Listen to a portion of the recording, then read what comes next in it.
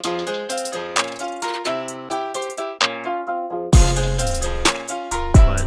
definitely would like to share a little bit about team building, what works, what doesn't work, and open it up to discussion if anybody has any questions. So to share a little bit about myself, I do work for a company called One Path Realty. I do have my own team. Our team actually has our own office here in Cutler Bay. So our headquarters is off 8th Street, and our team is down here in Cutler Bay. So we have our own sales office.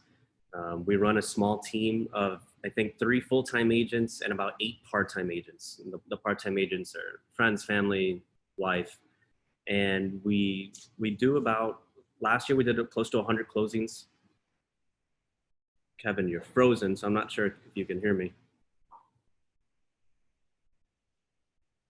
Yes, I can hear you. What's up? Okay, perfect. Sorry, I just wasn't sure if my side was frozen. Yeah, so we did about 100 closings last year. This year, we're on track to do about 175. And I'm just going to share a little bit about where to start, when are you ready, what to do, what not to do, and some of the biggest mistakes I've made along the way, so that people can, if you're looking to build a team, what mistakes can you avoid to help, streamline things. But the first part, I'm a family man. I have a wife. I have 3 kids. I'm a normal human being. And some people think like, hey, how do you do so much? And how do you manage a family and friends? And a lot of it goes back to what somebody mentioned earlier Abel from our office mentioned earlier about creating these habits and having discipline and surrounding yourself around the people that you want to be like. And a lot of those things are so important when you're building a team, because everyone else around you is doing the things that you want to do. And it just makes things a little bit easier when everyone's kind of on that right path. So to start off, I started off as an agent who had a full-time job. I've had a full-time job, a 9-to-5 accounting corporate treasury job for, I think, like 4 or 5 years. And then I took the leap into full-time real estate a couple years ago. And the first 5 years, 0 work-life balance when it comes to building a team. You're basically creating a company. So you have to be willing to give up your weekends, your nights, vacations, family time, no gym, no eating healthy. I pretty much gave up everything to really focus on building this team. And that kind of goes back into the discipline and creating habits. And I know a lot of people will probably say, hey, that's not the best thing to do. You should find time to work out. You'll be healthier. But that just didn't work for me. I needed to just be 100% focused on growing this. So 2 years ago, I left my job, jumped into this full time. And I think the first mistake I made immediately is I hired an inside sales agent. So I started getting an inside sales agent. We started making a lot of appointments, stayed really, really, really busy. But the problem is I was falling behind on so many other things that if I could share any advice with somebody is I probably would have started off with an administrative assistant. And I probably would have gotten someone to take care of my emails, my contracts, my social media, basically everything that needs to get done versus hiring an inside sales agent, going on 1 million appointments, and then staying up all night and working all weekends, typing up offers and contracts. So that's kind of like one of the things I would say is my first mistake into building a team. And then I think it's important to know when's the right time to start a team. I wouldn't start a team if you have less than 10 transactions a year. You're probably not ready for that just yet. I would look forward to starting the team when you're somewhere around 30 plus transactions, or maybe at least 24, 25, because at that point you're ready to start a team. I don't think you'll have enough business or enough volume to really start a team with anything less. And you need to make sure as the team lead that your team agents have opportunities and that you are what you call as the rainmaker and someone who can create these opportunities to keep the team busy. That's going to keep the team and your company basically alive. So knowing when the right time to create a team is very important. I think what every single agent should do is just run out and get a ton of closings and close as many transactions as possible and build yourself a name and a brand. If you could farm a particular area and really grow that, that's probably best.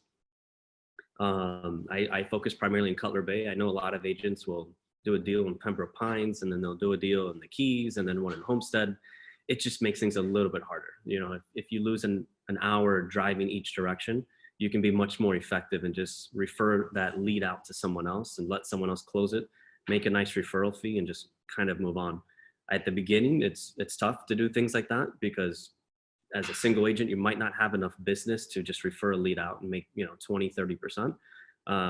But as you continue to evolve and your team continues to evolve, you'll realize that it's much more effective to do that. So that's just something else that I've learned along the way. If you can get a lead, doesn't matter how big it is, if it's a couple hours away or even 45 minutes away, 30 minutes away, you're probably better off referring the lead out and focusing right where you farm and just knock it out. It's very, very difficult to be a successful agent and focus all of Dade County. And I've seen some agents do Dade and Broward, and I just don't see how you can really be effective. It's just too much driving. So when you start a team, you definitely want to have the right foundation.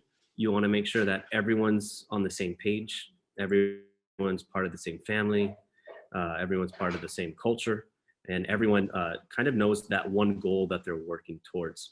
You really don't want anyone thinking that things are slightly different, because you're just going to cause confrontation in the office, and nobody wants that. And I think it's important to hire slow and fire fast. And that's not only with like administrative staff, but that's even with realtors as well. And at the beginning, I didn't understand that at all. I opened up my doors to hire any realtor possible. If you had a pulse and you wanted to come join my team, great. Let's go work on the team, because I can make commission on that.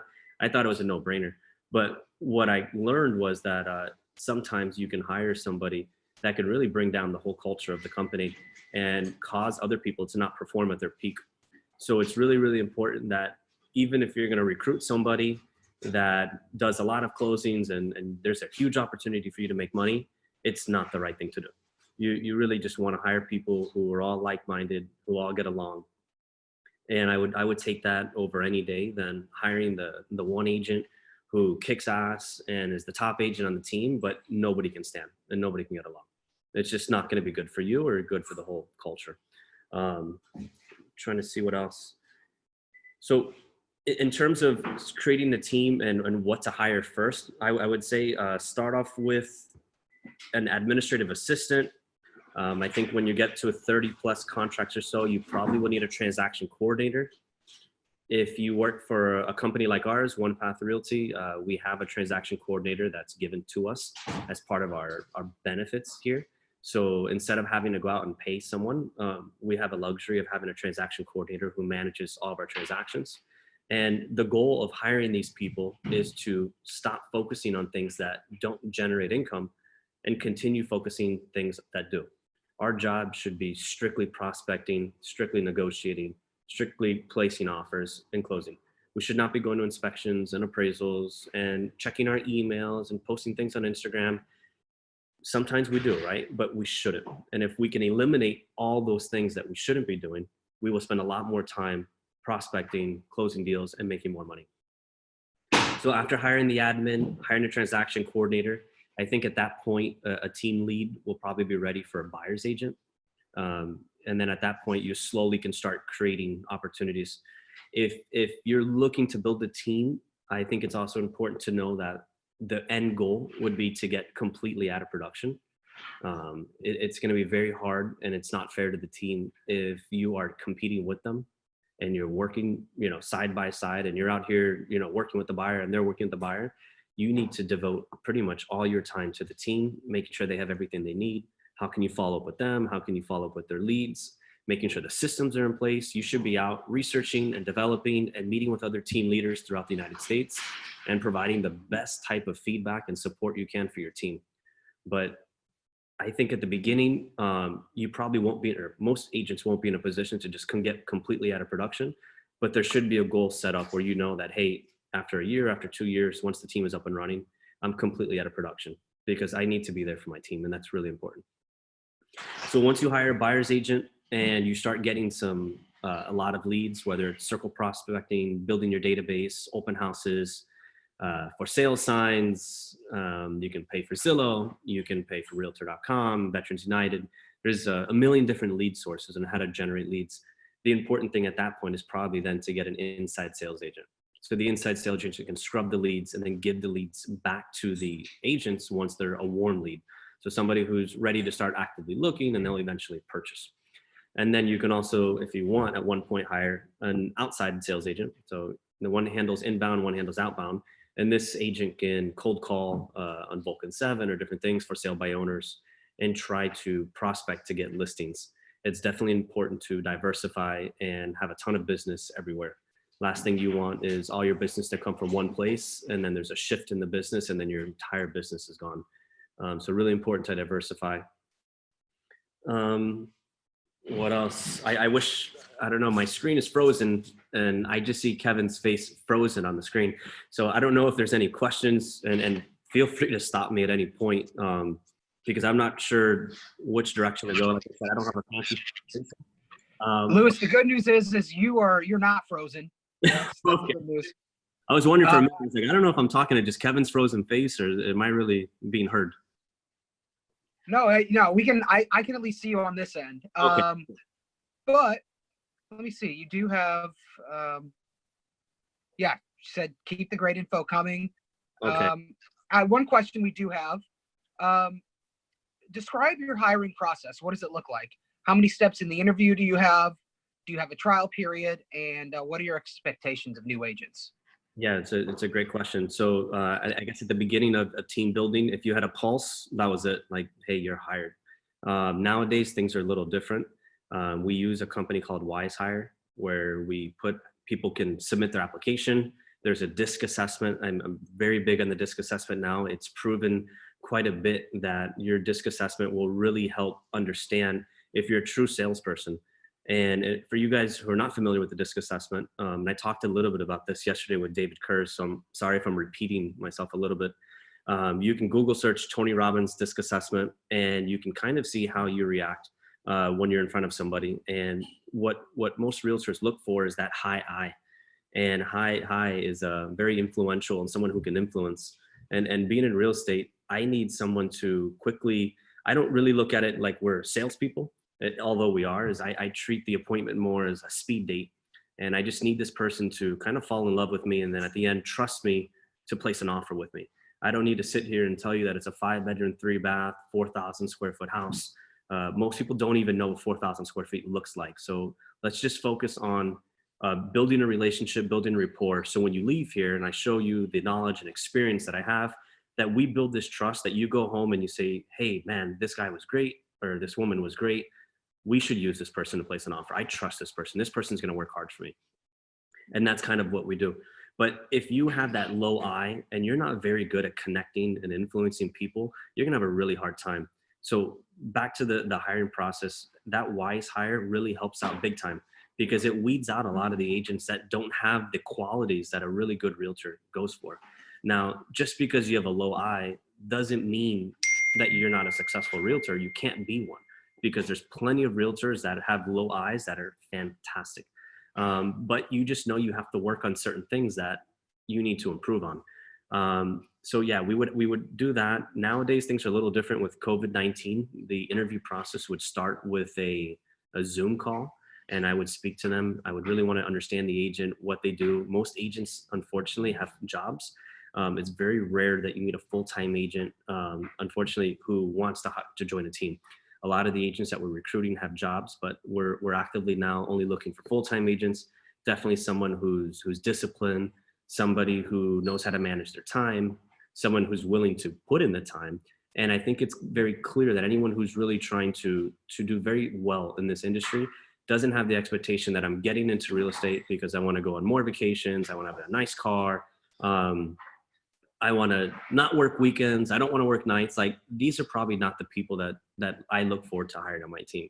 Real estate's a very, very hard job. And anyone who sits here and tells you that they're getting into this industry to travel and have nice cars and vacation, I think is the initial, even my initial thing of why I got into real estate. But you quickly learn if you really want to be successful and you want to thrive in this industry, you pretty much got to sacrifice so much. And it's very hard, to even sell 30, 40 houses a year and kind of have that work-life balance. And I think it's important that you kind of got to give that up at the beginning if you're truly trying to be an agent who sells a lot. Now, there's different agents, right? Some agents just want to sell 15 houses a year and they're very okay with that and they want a modest lifestyle. And it's important as the team lead to understand that that is okay. And you're going to have working single moms and you're going to have older retired people who are not those type of agents. So you have to be able to kind of pivot from that and kind of say, hey, this agent's okay with doing 12 deals, but I'm going to give this type of agent something completely different. So you have to be able to pivot from agent to agent, give everyone, it's what they call is empathy, just something different for everybody. You can't treat the same type of hiring process for every single person. You can't treat the questions asked for every different agent, because everyone's going to be completely different. Something that does need to be completely the same, though, is your foundation of how everyone's hired. Everyone's hired the same exact way. Everyone has the same exact commission split. Everyone has the same type of an agreement. You can't have one agent have something different than another agent, because if agents start talking, your entire culture is going to die. Your agents are going to leave you and no one's going to trust you. So you have to be very disciplined, and it's tough because everyone tries to negotiate. But if you create the right family and the right culture, and everyone's happy where you're at, there's no reason for anyone to try to negotiate. I really think that people just want to work with other like people and just have a good time and fun. And I probably went on a little bit too much to answer your question, but that's pretty much it. We do the disc assessment, we do the application, I do a Zoom call. We just recruited 2 agents now, and we actually didn't meet in person because with everything going on, it's just better for us to do Zoom. And these agents are already out showing houses, and they both are about to get something under contract. One already closed a rental, and one is negotiating a contract within just a couple weeks. So it's just really important who you surround yourself with. Some of these agents that try to interview haven't closed a deal in over a year. So it kind of concerns me, right? If you're applying to be a realtor and you haven't closed a deal in a year, are you the right fit? Are you just, as a team lead, just trying to hire a bunch of realtors? Probably not. You want to hire realtors who are going to produce. So the numbers in our office for full-time realtors is 2 deals a month. That's pretty much the standard. We look at that every quarter.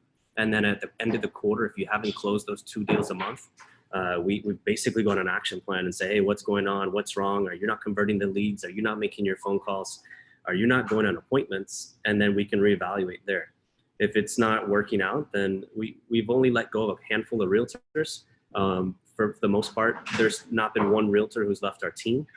And everyone right now is hitting their goal, even with what's going on. So it's a lot of those things that you have to make sure that there are goals and people are staying on track to hit these goals, and that they're not just hanging their license and kind of just floating by, because it's just going to bring everyone down. And then something to help out with the goals is we have a lot of healthy competition and a lot of systems that put the competition out there, so we know where everyone's at, and every agent knows where everyone's at. And nobody wants to end up in last place. Everyone is fighting to get that first place prize. And we did like a big end of the year celebration with like a turnover chain and all these different things to help, build excitement and bonding. And it was just incredible. But I know we have about 12 minutes left. I'm an open book. If there's any questions that anybody wants to ask, more than welcome to answer any questions.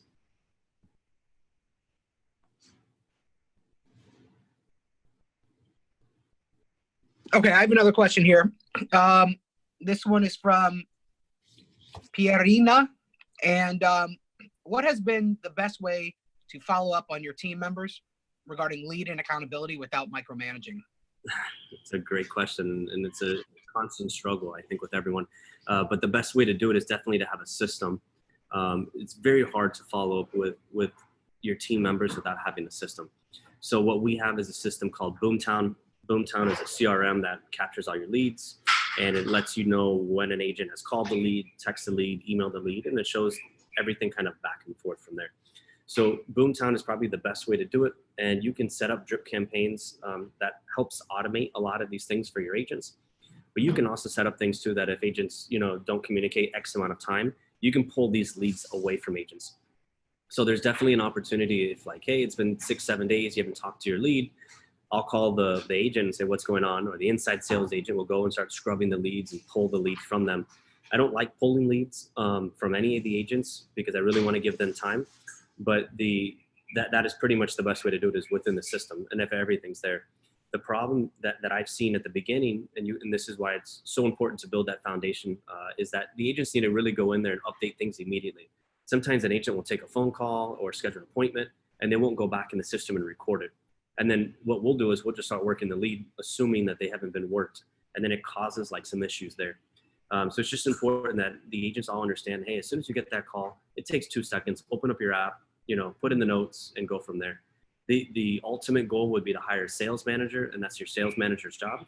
But again, it's building the right team, and it's probably not something that most team leaders can afford to do at the very beginning. Very good. Okay. Here's the next question. This one's from Juan Gare. What is a good method to keep your team motivated, or in a way to keep them excited? Yeah, it's definitely a struggle now. It's getting harder with COVID-19. So we're starting off the mornings with the morning huddle, 9 a.m. I wish I can do it a little bit earlier, but we do a 9 a.m. morning huddle. We're constantly giving recognition in our little group chats of people, appointments and closing and rentals, and just getting everyone really, really excited. And something new we've been doing is in our morning huddles, we've been getting guest speakers, and not your typical boring guest speakers of title companies and mortgage companies. And that's great. Realtors want to learn about that, but getting people like fitness instructors and Zillow reps and therapists and things that can help you in your everyday life. Too many agents are sitting here, and no offense to anyone who does this, these boring classes about mortgages and title, and like, these are things that don't make you money. Like, we should be spending every minute of our time like building healthy habits, working the phone, prospecting, and not spend all of our time on Zoom and learning. And it's terrible. So all we have to do, and to Juan's point, is get people excited, motivated, and it's like, all right, go hit the phone. And we've done this before. We build competitions, and I'm thinking about the competition for this month or the next month. And I was thinking about like, okay, who makes the most appointments? Maybe someone gets a laptop, or someone gets an iPhone, or something along those lines to build that. And I think that's the most important thing. But too many agents now, they're just sitting there and like learning about FHA loans and credit scores and limits, and none of that is making anybody money. Everyone should just be working so much harder, making more phone calls, more social media posts, and just more appointments, even if it's virtual. But I don't know, that's my opinion.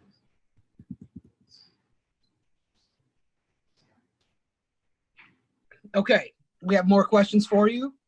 What program do you use to cold call? Cold call outbound, we use Vulcan 7. So Vulcan 7 will pull in the list of expired listings, canceled, for sale by owners. We use their dialer, and we'll just start calling every day, 6 days a week. And there's a handful of us that do it. And we just started this about 2 months ago. So I don't want to say I'm the expert of knowing how to do this. Because we're not the experts, we went out and hired a coach. So our office hired Aaron Novello up in Broward, the rock star, listing coach I think there is in pretty much Dade and Broward, and really learned the best way to do things. And that's something we're big on. If we're not the experts of it, rather than trying to figure this whole thing out and recreate the wheel, let's hire somebody and learn how to do it very quickly so we can get straight to work. Okay, so the next question is, do you plan on starting your own commercial business? No, never. All right. I'm just not passionate. You got to love what you do, and I like working with families. And I know there's a lot of money in commercial, and people are on golf courses and smoke cigars, and it's just a different thing. I really like getting into families and seeing smiles on faces and seeing kids pick their bedrooms, and that whole side of business is just more what I'm attached to. And I like doing things that I'm closer to than not about the money. Excellent. Excellent. Okay.